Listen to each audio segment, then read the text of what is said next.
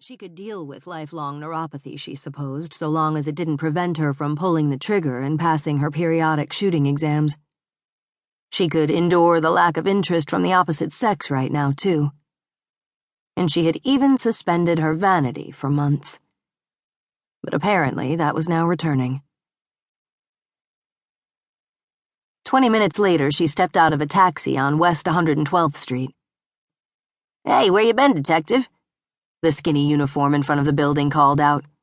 "And where's your latte? You always have a latte." Not anymore. Codella's eyes darted up the treeless block of grimy tenement buildings.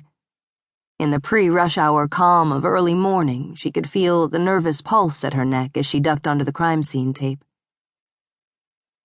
Everything about this scene felt familiar, and yet it was different, too.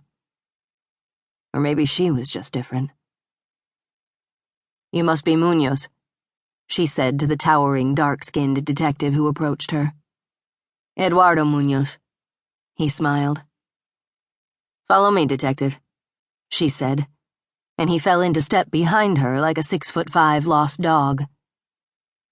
At least he wasn't Brian Haggerty. At least she didn't have to face him yet. They entered the lobby of the yellow brick walk-up, and the heel of her left boot landed in a sticky spill in front of the aluminum mailboxes. It made a crackling sound as she peeled it off the tiles. She took the stairs 2 at a time, just in case Munoz or anybody on the landing above doubted her stamina, and the movement of her arms made her shoulder holster jiggle uncomfortably.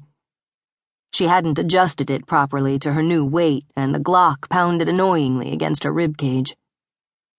On the 4th floor, her lungs were screaming, and she had to will herself to take even breaths as she approached the familiar, smiling uniform outside the apartment. The reddish-haired officer stared at her intently as he held out a clipboard and a pen. "Nice to see you, detective." Her foggy brain wouldn't cough up his name, so she glanced surreptitiously at his nameplate. O'Donnell. Then she remembered. "Good to see you too, Joe." She took the pen and signed in. Then she handed it to Munoz. As he signed his name, she slipped on Tyvek booties. "How long you been in the 171st, detective?" 4 days. Before that? Narcotics, undercover. So this is your first homicide case? He nodded. Here, put these on. She handed him booties like a mother dressing a small child. A year ago, she might have been annoyed having to do this, but now she found she didn't mind. Playing mother was a far better alternative than playing the child, and she had been the dependent one far too often recently. She watched Munoz stretch the booties around his very long leather shoes. Surely this big guy who looked like a Knicks guard had been to death scenes before. He must have seen ODs and stabbings and shootings, she thought, but that didn't mean he knew what to look for.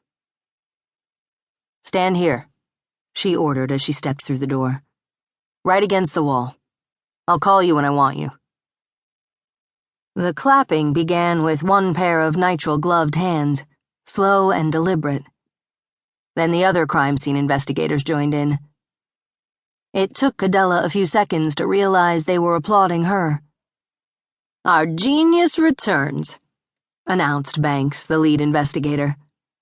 He was a thin, gangly man with arms and legs that looked disproportionately long for his torso.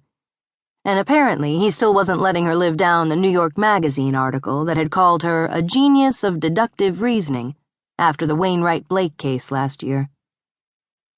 "Fuck off," she smiled good-naturedly. "You're the one who's been fucking off." They all laughed. Oh, right, that's what I was doing. Munoz waited and watched by the door as she turned her attention to the body on the living room floor. "How'd he go down?" "No blood, no marks on the body," said Banks. "The medical examiner's on his way." Codella studied the corpse like a masterpiece at the Met.